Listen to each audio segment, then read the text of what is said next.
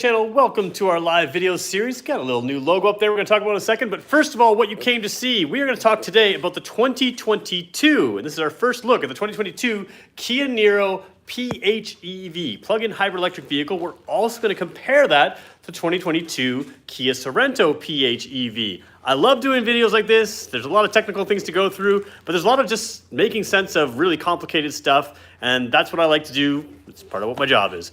All right, so if you've never joined us before and you just came here for the content and that's what you want to see, and you're not live with us, you can skip ahead to the 3-minute mark. These are live videos, and we'll wait for our live audience to join for the first 3 minutes. We talk about a few other things. At the 3-minute mark, that's where we get going in the content. In the meantime, we have a little bit of fun, a little bit of chat. So let's get through here and show you how to join us live as well, and then we'll start talking about some other things that are, I think, kind of interesting.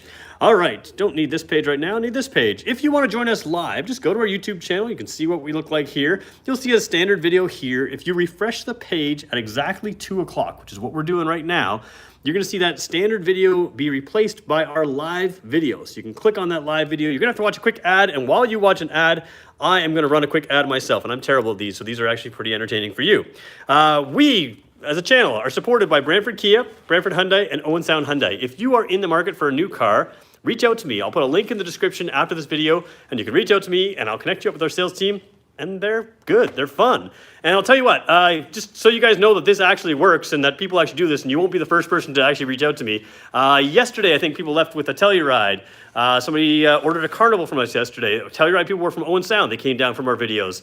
I think the Carnival person was from Scarborough. So these are people who pass 20 and 30 other dealerships to get here sometimes, and they feel it's worthwhile. We're fun to buy cars from, whether it's Brantford Kia, Brantford Hyundai, Owen Sound Hyundai. Great places to buy from. So yeah, it's not just that we do these video things, we also make buying the car simple for you, make it easy. So yeah, you wouldn't be the first person to reach out to me, and I thought we should probably point those things out, that a lot of people do this. So, I got probably 3 or 4 emails today from people looking at cars from us, and that's what we do.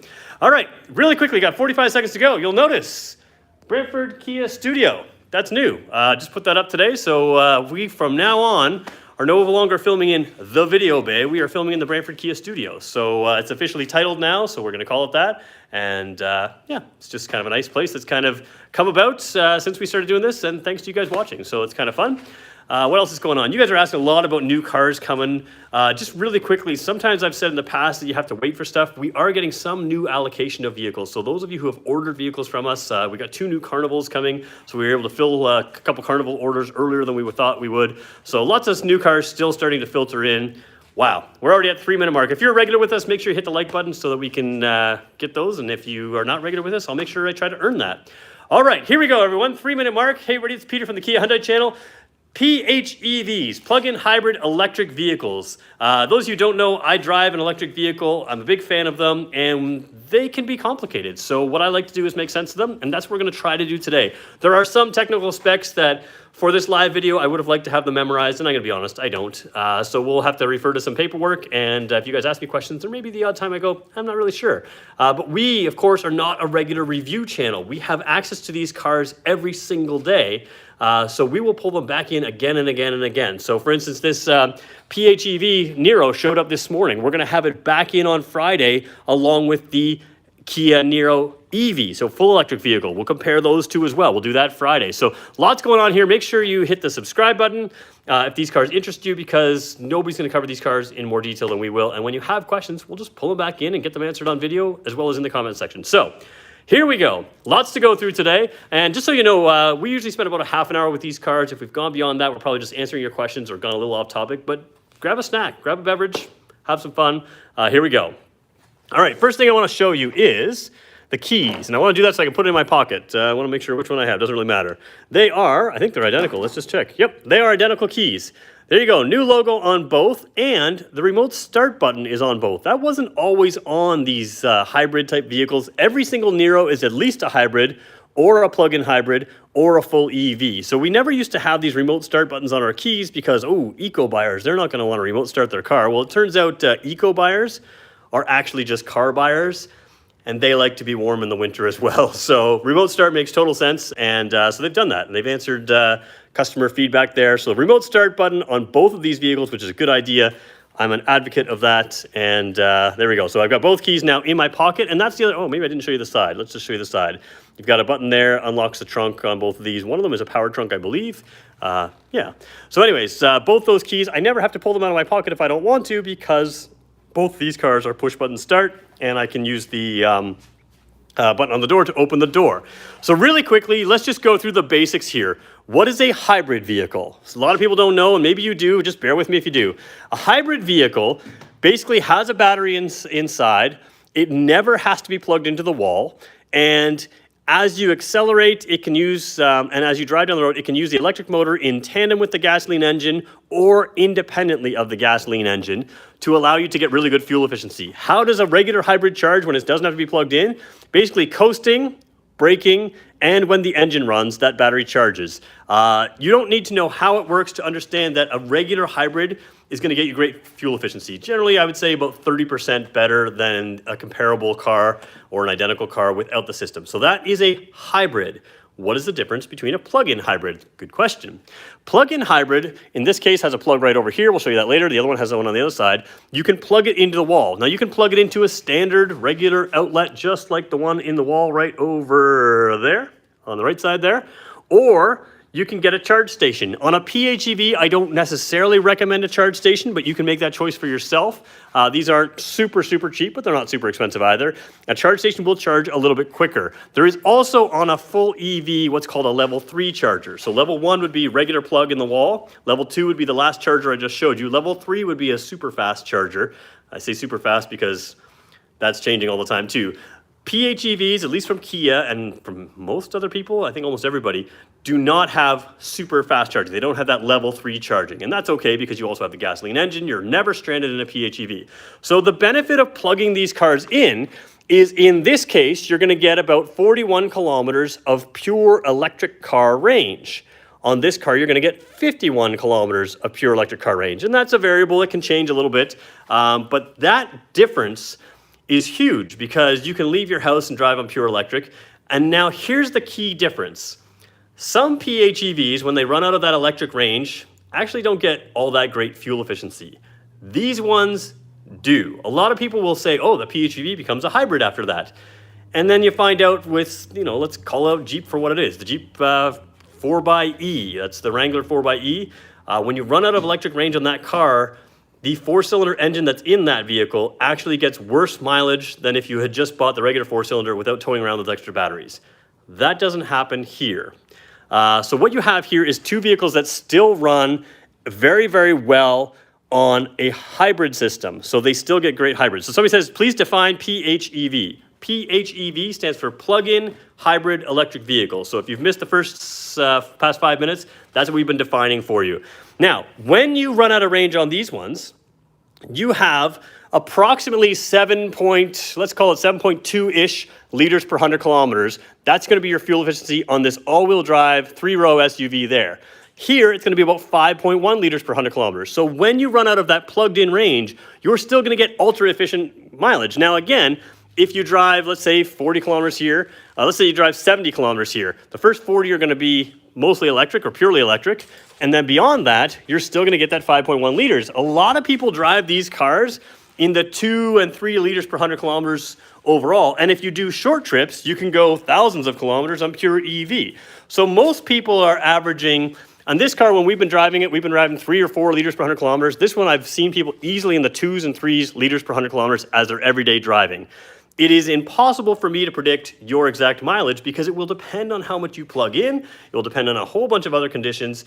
But basically, these are essentially no compromise cars. As complicated as they sound, you get in, you put it in drive, and you go and you do your daily driving. When you run out of fuel, you plug it in, or you get gas. The only difference is if you can plug it in at home, you do, and you get great mileage. Now, Sorento adds a couple cool things. In addition to a 3rd row, bigger vehicle, all kinds of fancy stuff there. This one is an all-wheel drive vehicle. Our all-wheel drive vehicles are not front-wheel drive biased like everyone's going to tell you. Technically, they are, but every time you start with these vehicles, you always start in all-wheel drive. So the old systems, not our systems, but the old systems and some other competitors, they wait for the front wheels to slip, or if you're getting a Ford Explorer, it waits for the rear wheels to slip. That's even still true for the current model Explorer.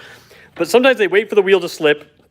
Once you've lost traction, then it sends power to the rear, and then it tries to regain traction. That's not what happens with this all-wheel drive system. This one always starts in all-wheel drive, and as it sees that you're maintaining traction, it'll move back to primarily front-wheel drive. 95% front-wheel drive, 5% rear-wheel drive. Does really well for efficiency, as you can see, but it also gives you traction. And the reason you don't want something that slips is when you want something that's confident in the snow, you don't want to lose traction, have the car get all squirrely as it's trying to regain traction. You just never want to lose traction altogether, and the Sorento is really good at that. So those are the basic differences. Now let's jump in and talk about the actual cars. So here we go. Jumping in, pretty simple. And just so you know, we will be taking questions throughout this video. So feel free to ask your questions. I'm going to do my best to get through them. We'll keep going here. So we'll get to them in a few minutes here. Jumping in again, button on the door, single tap unlocks one, double tap unlocks both doors. That's the same for both vehicles here. Power seats in both vehicles here. This one's still going to have some shipping plastic on it. So bear with me. I did not strip this car completely. It just showed up today. Power seats there, comfortable seats in this car. This Niro to me feels a little bit like a regular crossover, smaller crossover. Some would say it would even feel like a tall wagon. The seat is not super low to the ground, but you're lower than an SUV. It's kind of a seating position that a lot of people really like. You can see this one here has the regular sunroof, but the other one that we're going to show you in a second has a panoramic sunroof. Again, the differences here is this is one class smaller than the Sorento. It also is front-wheel drive only, whereas the Sorento is an all-wheel drive vehicle for us. So there are going to be some efficiency gains in that when you do this. Now, first of all, charging times. You can see this one's fully charged. It's got 41 kilometers. It's basically, it says about 2.5 hours to 3 hours, and that's exactly what it took today. It was 2 hours and 45 minutes to go to a full charge on this car. I don't have the spec for the Sorento, but it is going to be closer to that 7 or 8 hours from what I can tell from my experience. It is a much, much bigger battery. You do have more range there, that 51 kilometers on a bigger vehicle with all-wheel drive, but you also pay for that with a little bit bigger batteries. Now, one of the common questions I get asked is, what does it cost to fill with electricity? Peanuts. It really is so minor. You're already getting hybrid fuel efficiency, and now you get electric efficiency. It's just very, very little. Again, a little harder for me to predict, and I'm going to let somebody else jump in and answer that when it's their chance. Now, looking at the dash here, this is one of my favorite dashes. They've upgraded these dashes over time in the Niro, and the 2022 continues on with one of the best dashes we have. So over here, every hybrid will have some sort of efficiency gauge, and when we're driving, you're going to see some bar graphs moving around here. When it goes into the charge, which again is if you're letting off the throttle pedal, which is the gas pedal, right? It'll go into the charge, and that can recharge the battery. And of course, when you stay in the eco range, you're going to run fairly economically, and in many cases, purely on electric power as well. The power button, if you get into the gas, or power section, you'll get in the gas there, you'll see that. So again, you're just going to see a gauge moving around here, a lot like a tachometer would, but just a PHEV. It doesn't have to make sense to you in this video. It'll make sense to you when you drive it. Now down here is what I really like, this blue and white gauge. So keep in mind, the blue is essentially your fuel gauge for the plugged-in battery. And you can see that you will run out, and then there will be a white battery. So this is where we get that really smart efficiency. Once you run out of that plugged-in range, and you'll know, again, center of the dash here, take a look, you're going to see there 41 kilometers. It'll count it down if you want to. You don't have to keep it on the screen, but you can. And you'll see as you're running out of that fuel there, or that pure plugged-in power, once you run out of that electric range, you're still going to find yourself at times for short spurts driving on pure electric power, continuously being assisted by electric power. You'll hit the brakes, you'll hit the gas, you'll coast through town, you'll drive through town, you'll even accelerate from a stoplight purely on electric power, even when your plugged-in range is gone. And that's because this operates like a hybrid. And we've sold hybrids for a long, long time, but I'm going to be very honest with you. Some of my commenters still only know hybrids as Priuses. We've sold them for a long time, so think of a Prius. I'm not supposed to mention other brands, but think of a Prius. It gets great efficiency because it's blending gas and electricity. It never has to be plugged in. They've had it for a long time. We've had it for almost as long as Toyota's had it. We've been doing hybrids for a long, long, long time, like a decade or more. So this is not new technology to us in any way, but we're pretty good about how we work it, and that's exactly what goes on here. The Niro, all Niros are hybrids, and this one, of course, plug-in hybrid. So you got a little gauge there.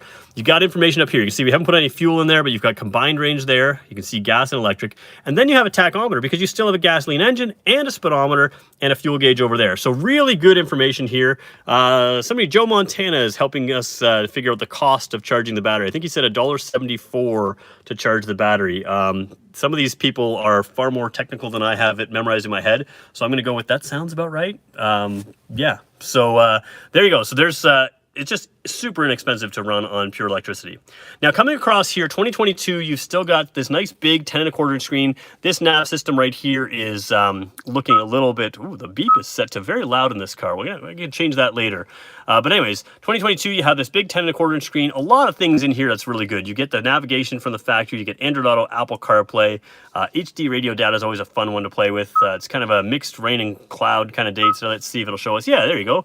You can see some clear skies, some rainy skies, so Doppler radar station right in the vehicle here. Wow, that beep is loud. I want to change that, but we'll change that after the video. So just so many things you can get into here in addition to your AM FM stereo system. This is the top of the line one here, so you've got a lot of safety features in here as well. If we go through, you can see some of the vehicle settings, just even the climate settings. You can recirculate things in different ways. So just a lot to show in there. We can come back to that later. Your climate system is actually part of your hybrid system. It works very well together.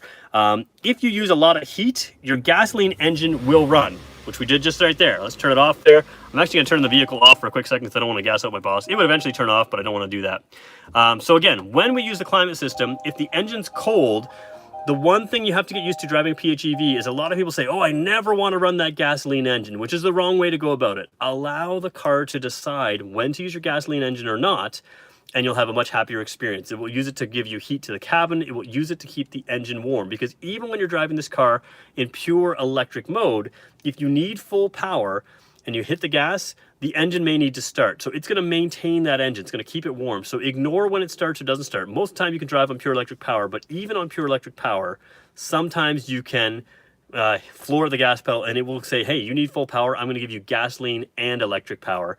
But look at the mileage. Look at what you're getting in mileage. So there we go.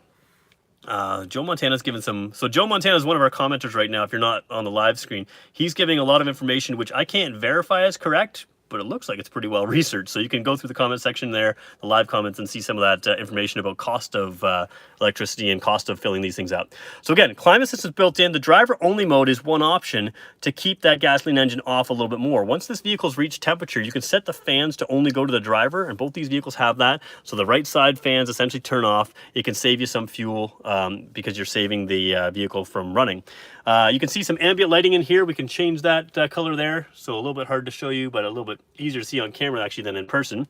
Down here, it's not a CVT transmission. It's actually a six-speed transmission, traditional transmission, or oh boy, I think it's dual clutch transmission. But anyway, 6-speed transmission, not an IVT. So it kind of feels like a normal car. You drop it into drive, you tap it this way, it'll go to sport mode, and you do have no drive mode buttons, but you can get a sport mode out of this, get full power.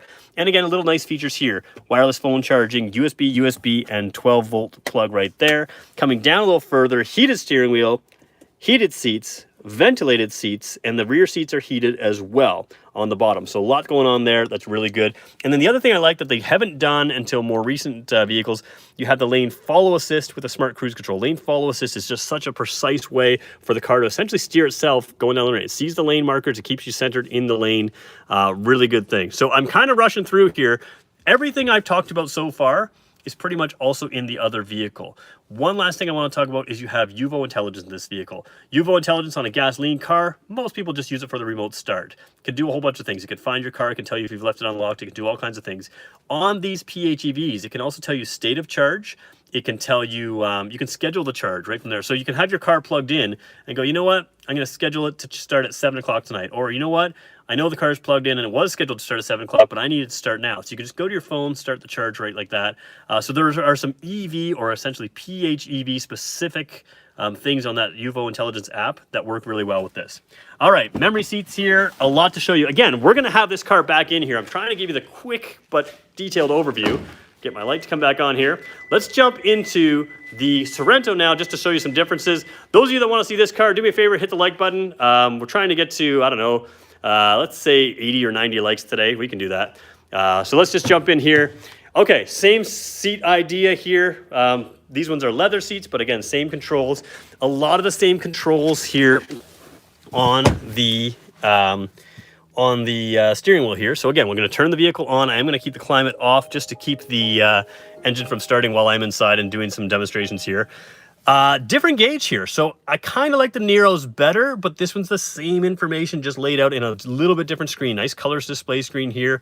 You can see our lane follow assist, lane keeping assist. So all the things I just talked about, when you're ready to drive, this light comes on both vehicles. If it says EV, then you're in a pure EV mode, and you'll see that come on and off throughout your driving. Same thing with the charge and the eco gauge. This one I really quite like.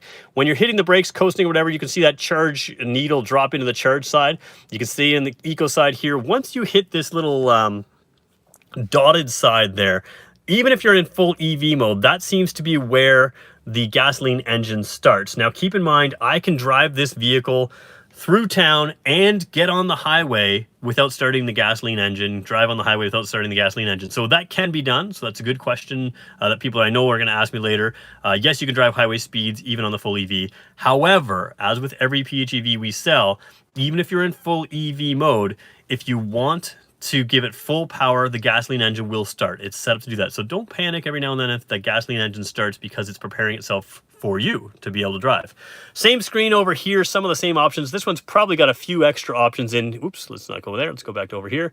Probably got a few extra options in here. Let's just see if it'll tell us a charge time in here. It may not do that. So again, 97% is 50 kilometers. Again, 51 kilometers or so.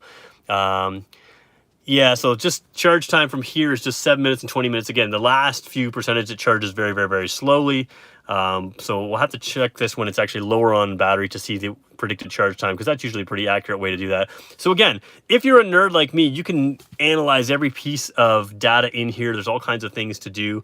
You have the same HD radio data with the wireless, the Doppler radar type thing, Android Auto, Apple CarPlay again through here. Same idea. This is a dual zone system here, so we'll just turn it off in a second here. Dual zone system. Driver only mode if you want to. Same thing down here. Instead of having the 12-volt port, you have just 3 USBs. You still have the wireless charging right down there. This one's actually a little bit faster charging. It's got those little vents in there. Those vents give you a little bit better charging. The Sorento at this trim line has heated seats but not ventilated seats. So that's a little different than we had in some of our, in the Niro. And then this gear shift is different as well. It is a dial style gear shift. It's got a cool Sorento logo down here. Works very well. If you're not used to this, I think you'll quite like it. You'll get used to it. I have the same idea in my EV. The difference is here, because it still has a transmission as well, you can't, remember the last one I told you you could shift it this way and that would be in sport mode and you could choose your own gears. This one, because it can't be shifted like that, it does have paddle shifters to choose your own gears. So if you want to play around with that, you can. To be very honest, on these cars, very, very few people manually shift them themselves, but you could if you want to. Driving experience. The Niro feels a little bit more like an economy car. I wouldn't say it's underpowered in any way, but it's going to feel less powerful. Still got 195 foot-pounds of torque, 139 horsepower. Now, horsepower numbers almost do not matter in electric vehicles because it's just different. So don't be fooled by a low horsepower number when you've got good torque. You'll still feel strong. But the Niro is programmed to be an efficiency type car. So the Niro is going to feel a little bit less powerful, whereas this feels very much like a regular Sorento, and in fact it has more horsepower, more torque than the base level Sorento, just a little bit less than the top line Sorento with the 2.5 turbo. So really interesting stuff there. The other thing we'll point out is government rebates. In Ontario, you'll still save $2,500, well in Canada, you'll save $2,500, or it'll be a $2,500 government rebate on both of these vehicles. So that's good to know as well. Really quickly, let's just show you the all-wheel drive system here. We showed you drive modes earlier. I don't know, the other one didn't have drive modes. You tap the gear shift to the left and it went to a sport mode. Eco, Sport, and Smart, so we could switch through those there. And then if you go to the terrain modes, you also have a snow mode, mud mode, and sand mode. So you don't get these in the States. We do have them here in Canada, and just nice to have full. It takes care of you. If you want to switch between EV and hybrid, you can do that on both these cars. They both have this button. What does that mean? Well, that means if you drive this car, and let's say you have your 51 kilometers of pure electric range and you're going downtown Toronto, but you want to save that EV range for downtown Toronto. Well, you put it in hybrid mode and it'll save all of that range for you. So when you get to the place you want to be crazy efficient in driving almost completely or fully completely on electric, you can do that. You don't have to use your first 50 kilometers as your electric range. You can use your last 50 if you wanted to. However, the car always has to have gas in it. You can't run out of gas and then go to pure electric. So there is that, because again, at full power, the car needs gasoline. So there is that. All right, quickly we'll show you here, and then we're going to go back to your questions. Cameras in both these cars are the same, basically. Hill descent control on this four-wheel drive vehicle here. Parking sensors front and rear on both cars. Camera system, why don't I just show you really quickly. The cool thing about the camera system is when I actually put it in reverse, which I'll do now, you can see those backup lines. You can see the blue line stays straight. The other one gives you a basic idea of where you're headed. And then these are your sort of beepers, your sensors front and rear. If I drove forward, in fact, why don't I just do that? Why don't I just drive forward for a second up to the wall here. So I'm driving towards that wall. I'm going to crash the car, probably. I'm in a weird angle. There we go. It sees that I'm close to the wall. Now that will go green and you can hear the beeping. It will then go yellow and red, but it tells you exactly where you are with something. So if we go back here again, same thing would happen if we went too far back, which I'm not going to do today. But those beepers are really handy because you're not going to hit your bumpers on all kinds of different things. So really clear camera, and you have those beepers on both of these vehicles. All right, went 25 whole minutes, guys. That's probably too long. Let's take some of your questions. We had 70 likes already, so we were going to go for 90. Let's see if we can get to 20 more likes while we're here. And if we're going to get to 90, let's just go for 100. Why not, right? So there, again, the reason I want you to like these videos, obviously every YouTuber wants you to like their videos. Why I want you to like them is because I want people like you to see this video. If they see it, watch it, like it, comment on it, subscribe to our channel through it, that tells our bosses you want to see more of these. We pull in more cars like this. We do more videos like this. So it helps you as well, because the more likes these videos get, the more we'll do these videos. All right, let's jump up here, and we could still show rear seat space, which we'll do. Trunk space, which we'll do. Some lighting stuff, which we'll do. So we're going to go a little bit longer today. We're going to try to wrap it up by that 40-minute mark. We got 15 minutes left to go. I'm going to go through some of these questions if I can, and we'll give you everything we can.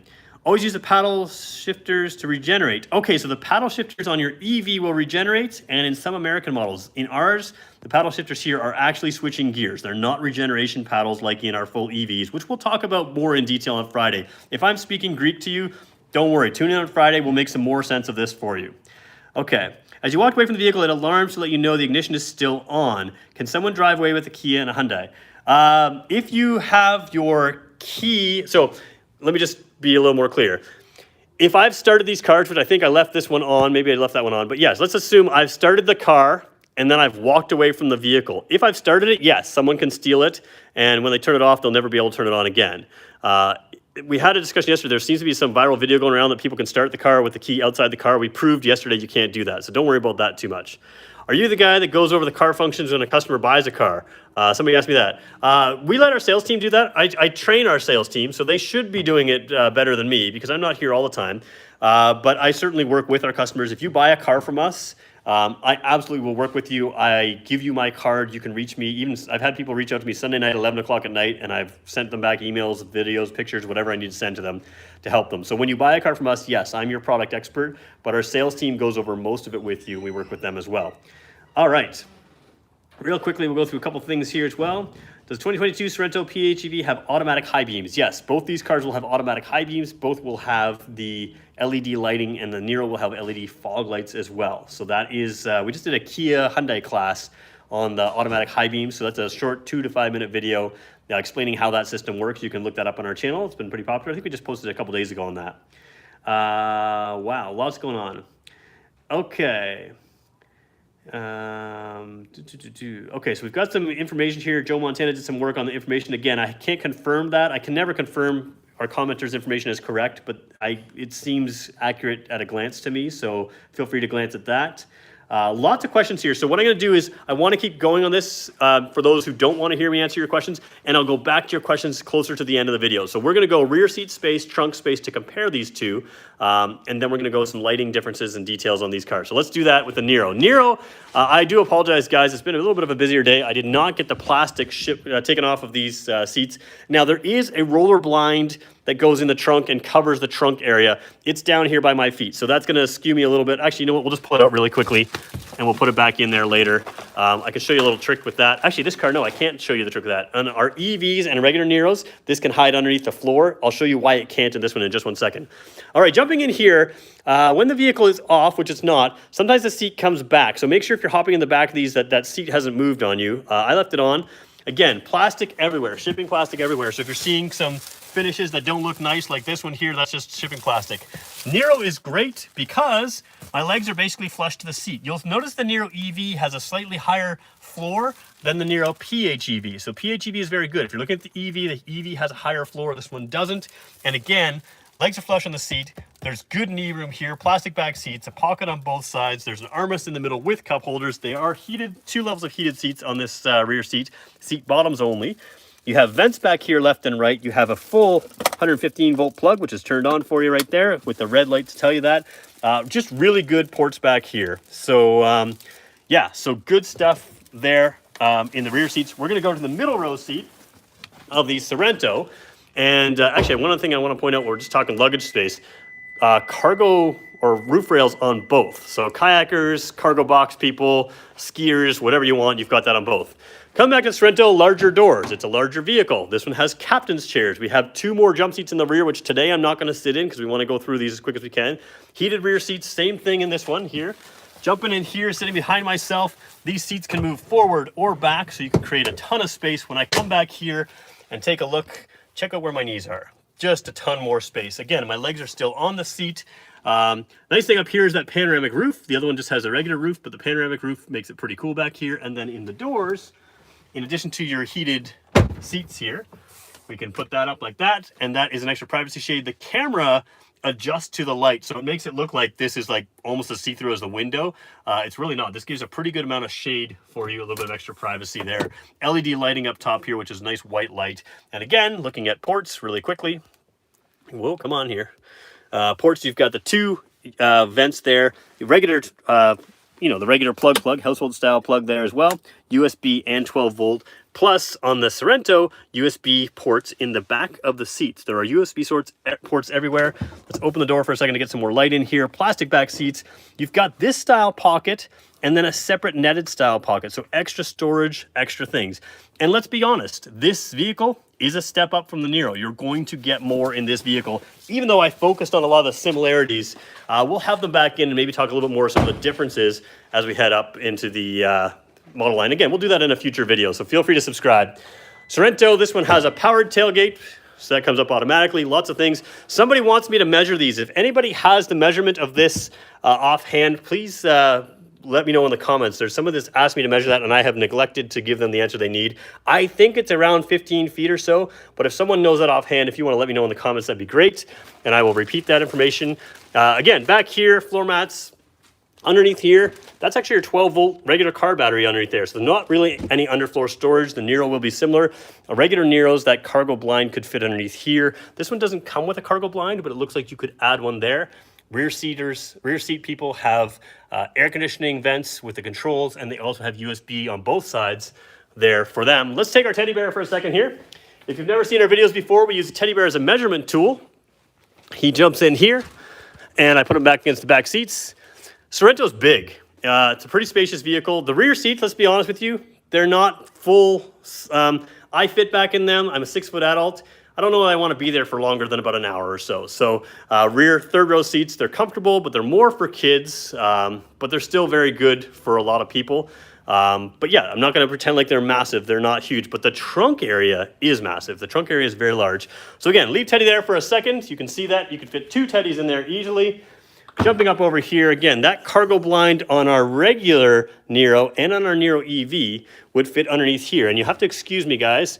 They just jammed in some of our ownership stuff in here, and that's keeping this from shutting down. Again, all of this stuff would normally be taken care of by our shop, so that would normally be a flat floor. Let's throw a teddy bear in here, and we'll give you an idea as well of how long we've got. See some off-topic questions coming in. I'll get to them in a second here. Jumping over here, teddy bear back here. This is a 1 teddy bear trunk. You could fit a little bit of room around him. He could take some luggage for him, but you can see the other trunk is significantly larger, and you would expect that in a larger vehicle. All right. Okay, so jumping in here, let's see. We got some people going with questions. I will do my best to answer as many as I can. I do want to show you lighting in a second if I can, so maybe we should just do lighting and then go right to questions. Lighting back here, it's actually on in this car. There's what the trunk lights look like, but let me just show you at the front here. So One thing I like, LED lights, really sharp cutoff. Those are as white can be to me. The camera doesn't film them white, but you can see white, and sort of a fog light looks kind of dimmer, but it's not. Just a little different style light. And again, down here, front lights, really bright LED. These are LED daytime running lights. They are quite bright in person, hard to film. And down there, the fog lights, also really bright. You can really see them now. The Niro used to have halogen fog lights, doesn't anymore, has LEDs, and I like that, at least on this SX model. And then let's just quickly get these ones here too. All right, headlights on, fog lights on. Oh yeah, this one does have fog lights, I apologize. Headlights, fog lights down there as well. Again, there's two kinds of LED lights in the Sorento. They're kind of boxy style ones that are not shown here. Are the lower class ones. These are the best LED lights we have.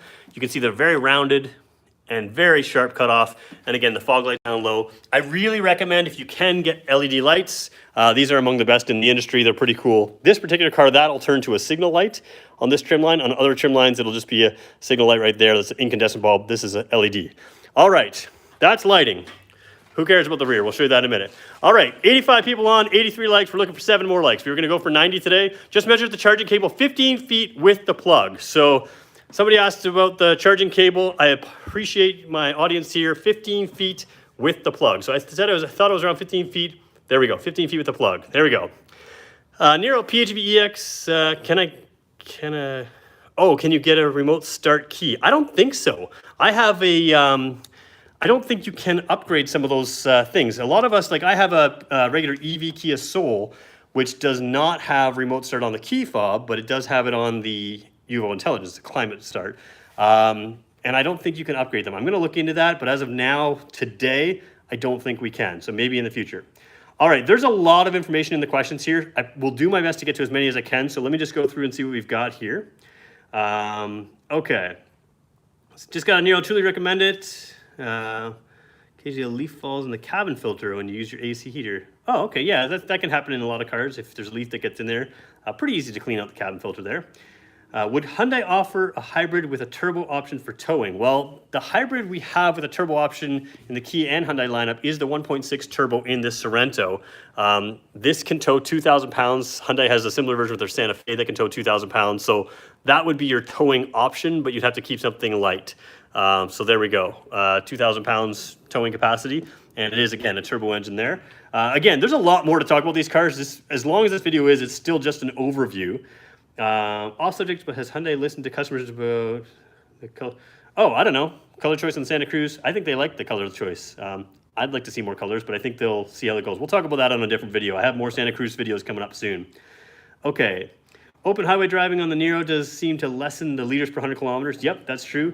So yeah, if you full out highway, if you stay, a lot of cars with these, especially these eco cars, 105 and less, 110 and less, if you're over 110 on the highway, then your efficiency is going to go down. And that scientifically makes sense because there's an exponential increase in wind resistance and drag at speed. So that's something that's interesting. You guys are offering some off topic. Could I compare some other vehicles? I will do that for sure. Are you the guy that goes, okay, yeah, we talked about that. Oh boy. 2022 Niro. Oh, so somebody's asking for the 2022 Niro EV. We have that car here. We're gonna do the 2022 Niro EV Friday. So just didn't get into the debate today. We're gonna do that Friday, so you can tune in then. And while we're at it on Friday, we're gonna compare this vehicle, the PHEV, with the same vehicle in an EV. So that's Niro versus Niro, PHEV versus EV. We'll do that Friday, so tune in live at 2 o'clock if you want. Wow, there's lots to go through here, guys. I think I've answered most of your questions. There are some basics in here. There's a lot of comments in there. I think we're just going to leave it there, guys. So bear with me. I know you want to know more. I'm going to go through every question properly after this video, and we'll make more videos of this. You tell me what you want to see. Let me know in the comments. Subscribe to these to this channel. Like the videos, and that'll help me know that you guys want to see these things. I want to thank you all for joining us. We got to 93 likes. That's pretty cool. But again, we will have more. So make sure you stay on, stay tuned. As long as this video was, it is very, very much just a overview of these vehicles. So I want to thank you for joining us. Like I said, Again, haven't decided what I'm doing tomorrow. Maybe I'll try to stay on topic and do something hybrid-like. I'm not sure if we should do that tomorrow, but we'll grab something from Hyundai tomorrow. And then again, Friday, we will go with an EV Niro, and we'll pull in the the PHEV Niro as well. Thanks everybody for joining us. I got to get this bay. This vehicle behind me needs a tiny bit of work, I think. They got it cleaned up of such before delivery. So I've got to get going. I want to thank you all for joining us. It's been a blast, and we will talk to you again